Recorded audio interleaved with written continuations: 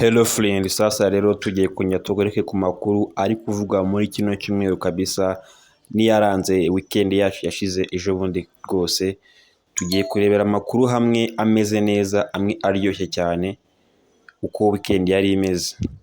Rero uri kubona ni abakinnyi ba filime bahabwaga ibihembo bitandukanye zirimo ama awards aryoshye cyane. Nk'uko ubibona rero uyu nguyu ni Papa Seburikoko cyangwa se mwite Papa Sava, afite amazina menshi. Urabona ko yatwayemo ibihembo bigera muri bibiri, abitwara n'abantu batandukanye barimo abakobwa bagezweho muri sinema nyarwanda za City Med n'izindi. Icyo nkibutsa urakora subscribe, share and comment dukomeze. Kiramani nawe yatwaye igihembo cy'umuryango cyangwa se nyine couple igezweho itanga akazi, ifasha benshi muri sinema, murabizi hakoramo abantu benshi. Rero yabiherewe igihembo kugira ngo akomeze akore ibintu byiza kandi yagure n'abandi nabo bagere kure nk'aho yageze. Uyu ni Kiramani n'umugore we kandi bamenye nawe kabisa, yarahabaye cyane. Ni umwe mu bantu batanze ibyishimo, yarishimiwe cyane n'abantu bari bitabiriye bya bitaramo. Akaba rero yashakaga ko wenda afata igihembo cy'umukinnyi wa mbere nyine wahize abandi uyu mwaka, ariko ntibyamuhiriye. Yego nawe nyine yatanye igihembo cy'umukinnyi umaze gushyira igihangano gikunzwe hanze kandi kigakundwa. Nk'uko ubibona rero aba ngaba nyine ni bamwe mu bakinnyi bakina muri izo filime. Uyu nguyu akina muri City Med kabisa, uramubona ku myambaro yewe idashimishije nk'umunyarwanda, ariko nyine niyo sigeze kabisa, nyine byitwa ubusirimu. Filime nyarwanda ziri kurebwa cyane kabisa ku rwego ruri hejuru. Kera kabaye rero umuhanzi bita Aline Sano kabisa, wakuze aririmba muri korali y'abadive, ariko mu minsi yashize yari iciro ry'imigani kubera imyambarire yari asigaye afite, ariko ubu ngubu yamaze, ni nko kuvuga ngo yasubiye ku murongo kabisa. Urabona ko yambaye neza rwose, yikwije nk'umunyarwanda. Aline Sano nawe uri mu bahanzi b'abakobwa bagezweho hano mu Rwanda. Wowe ndakwita gukora subscribe, share, ubundi ukande ku nzogera kugira ngo ibiganiro byacu bijye bikugereraho ku gihe. Aha ngaha ni ku Mihanda TV. Gusa twebwe ntaho turajya, inkuru ni nyinshi. Inkuru ni nyinshi kabisa. Turacyafite big rappers cyangwa se abarapa kabisa mu Rwanda, bamwe bafite hip hop mu ntoki kabisa. Yego nibo tugiye kurya twerekezaho cyane mu minota mikeya iri imbere. Uyu nawe ni umukobwa uri kuca bigacika kabisa hano mu Ndoto n'izindi filime nyinshi. Ewana uyu nguyu rwose nawe agezweho cyane muri sinema nyarwanda, niwe tuzaba turi kwita Mama Sava cyangwa se n'abandi basitari bo muri sinema nyine bazwi ubu ngubu batangiye kera.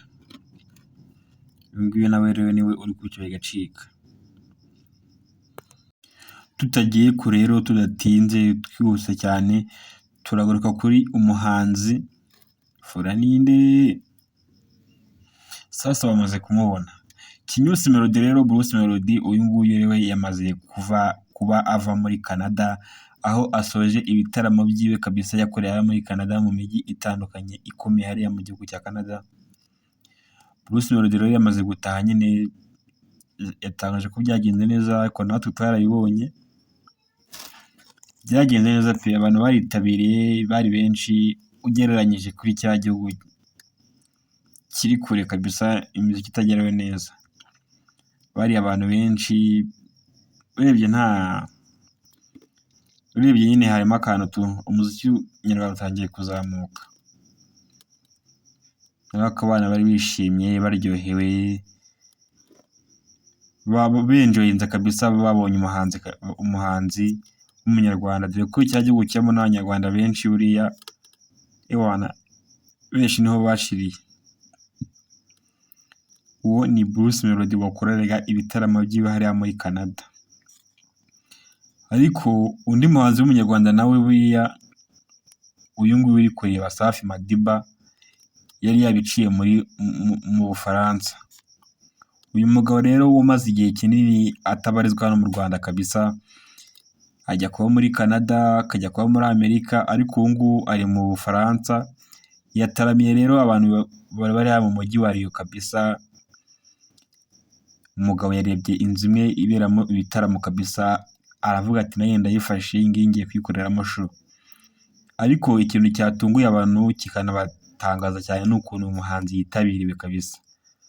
Uyu muhanzi yabonye abafana kabisa, bivugwa ko bari mu bihumbi nka 60 kabisa, bari baje kumureba, ariko ewana bari benshi cyane. Uyu mugabo rero Safi Madiba yeretswe urukundo iriyo mu Bufaransa,